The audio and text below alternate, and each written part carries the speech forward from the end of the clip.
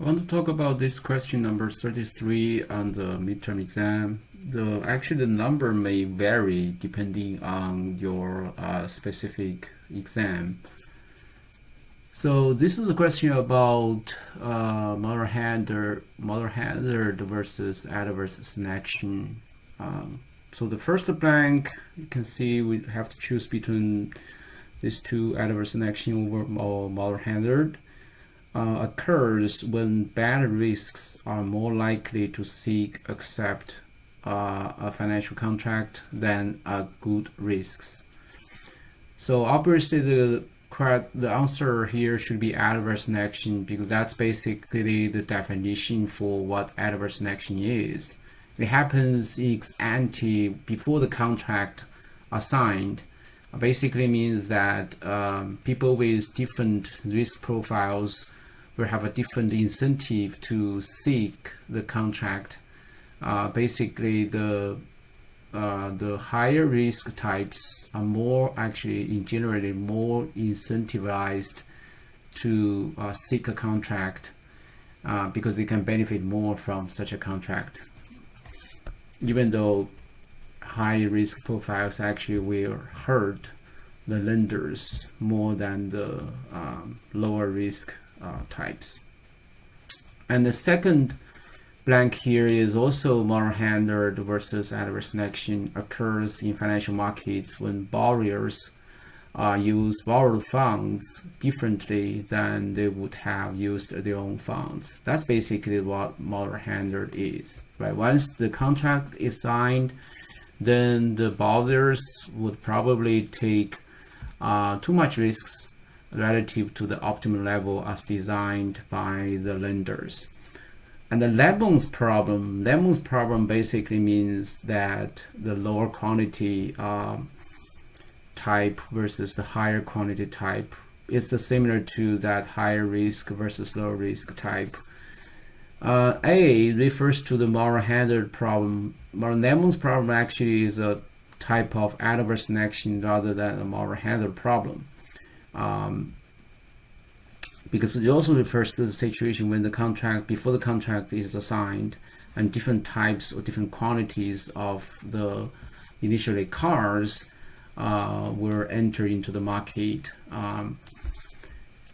So B is a problem that buyers of used cars face, but there's no such problem in the financial market. That's actually not true. This Lemon's problem, even though it the name may derive from the car market, but this is actually a problem which is also prevalent in the financial market because it all depends on is asymmetric information. And the borrowers have more information about their own risk types than the lenders. As long as there's asymmetric information, then we are always facing this Lemon's problem. C refers to the adverse selection problem that arises from asymmetric information. This is what I just said, which is true. And let's also go on to look at why these may not be correct. It refers to either the adverse selection or moral hazard. Just by reading these two, we know this is not correct because Lemon's problem specifically is referring to adverse selection, not moral hazard problem. How does the Lemon's problem lead many firms to borrow from banks rather than from individual investors? So the major reason was because individual investors lack the expertise or the effort or the incentive and trying to gather information to find out the type of the borrowers. Hence, the asymmetric information will be prevalent between the individual investors and the potential borrowers for the funds. And why the banks can help to solve this problem, that's because the banks, because they are institutions, they have the economy of scale. So they can be specialized in gathering information about the types of the borrowers, and hence that can alleviate the asymmetric information problem and help solve this Lemon's problem. So let's look at which of these four, or which of not just of which of one, because you can see that this square here means it's a multiple choice in a sense that we can maybe more than one choices may be correct. So A, because potential investors have difficulty in distinguishing good borrowers from bad borrowers, they offer good borrowers terms they are reluctant to accept. This is actually one side of why the Lemon's problem will lead many firms to borrow from banks and not from the individuals investors.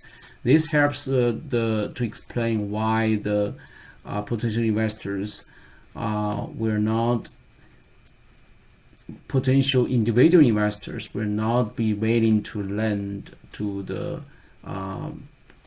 good borrowers because of the asymmetric information. And the reason for that is because just because the potential investors they cannot distinguish between the good borrowers from the bad borrowers, so the best they can do is offer some average contract. But the average contract actually will not be attractive to the good borrowers, even though that will be attractive to the bad borrowers. So in the end, the good borrowers will exit from the market. So what's remaining is just the bad borrowers. That's why it's called a Lemon's problem.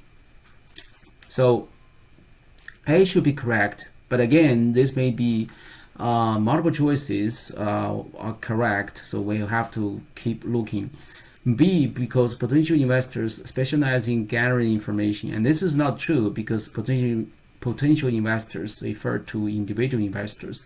They are not specialized in gathering information. C, because banks have difficulty distinguishing good borrowers from bad borrowers. They offer good borrowers terms they are reluctant to accept. This is just the contrary, right? Banks, they have better facilities. They are specialized in gathering information about the borrower types. So D, because banks specialize in gathering information, they are able to overcome the problem of distinguishing good borrowers from bad borrowers. And this is also correct. So now let's check the answer. And this is 100%.